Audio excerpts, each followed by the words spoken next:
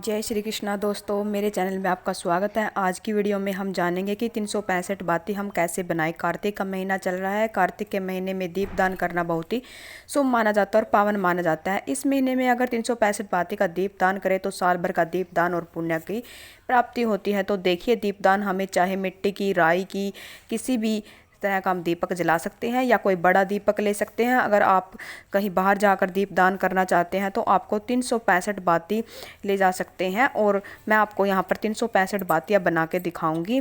इसके अलावा हम कोई भी बड़ा सा दीपक लेकर, मिट्टी का हो या इसके अलावा कोई भी हो, तो उसमें हम 365 बातियाँ बनाकर दीपदान कर सकते हैं। और घर में ही दान करना चाहते हैं तो पीपल या किसी धातु के साथ भी हम दीपदान कर सकते हैं। जो सबसे श्रेष्ठ माना जाता है तो नारियल की, जो कटा हुआ नारियल से जो काट कर हम दीपदान करते हैं वो सबसे श्रेष्ठ माना जाता है और शुद्ध माना जाता है। नारियल हमें इस तरह से काटना है और उसको दिए के आकार में हम इसने नारियल को काट लेना है। और जैसे हमारे पास अगर कच्चा सूत है, रुई है, कलावा है, जिस तरह की अगर हमें बाती बनानी है उसी तरह की हम बाती को 365 बाती बनाकर इस जो हमने एक गोला लिया है इसको ऐसे दीवे के आकार में काट लेना है और इसको इसमें 365 बाती रख के हमें दीपदान करना होता है। हल्दी लेना है, चंदन लेना है, कुमकुम लेना है, खील पतासे लेने हैं और जो ये कलावा होता है इसको हमें हाथ पर इस तरह से लपेटना होता है और इसकी 365 बाती हमें बनानी होती हैं।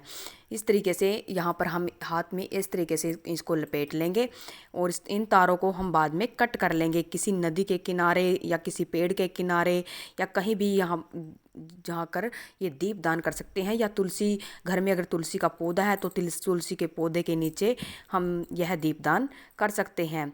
इसके इस तरीके से हमने इसकी हाथ पर इसको लपेट के ऐसे बातियाँ बनानी है और इसको कट कर लेना है। और जो हमने दीवा कट किया है नारियल का, इसके अंदर हमें इसको रख लेना होता है।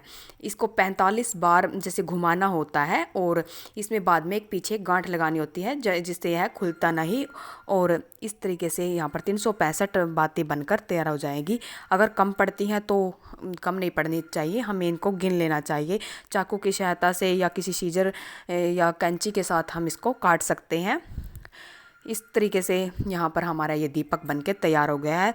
देसी घी की बाती बनानी होती है, गाय का घी मिल जाए तो बहुत ही अच्छा होता है। और सुबह सवेरे हमें नदी के किनारे पर भी यह दीपदान कर सकते हैं। तुलसी मैया के सामने भी हम ये दीपदान कर सकते हैं। कार्तिक माह जो तुलसी के सामने दान करते हैं तो साल भर का पुण्य हमें प्राप्त होता है और दीपदान का पुण्य हमें साल भर का इसी जो हमें दीपक जलाएंगे इसी के अंदर हमें प्राप्त हो जाता है। पीपल का जो पेड़ होता है नदी के किनारे, तो विष्णु भगवान का मंदिर हो, शिव का मंदिर हो, तो वहाँ जाकर मिट्टी का दिया या नारियल की जो हमें दिया बनाया है इससे इसको हम दीपदान वहाँ पर अगर करके आएंगे तो अत्यंत ही शुभ होता है।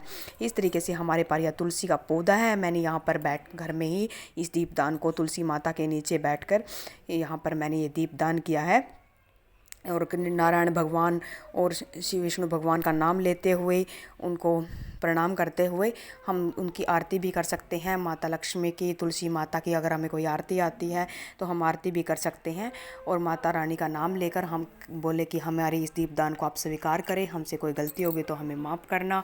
तुलसी माता हमारी इस छोटी सी पूजा को, हमारे इस दीपदान को स्वीकार करना। तुलसा महारानी नमो नमो, हर की पटरानी नमो नमो।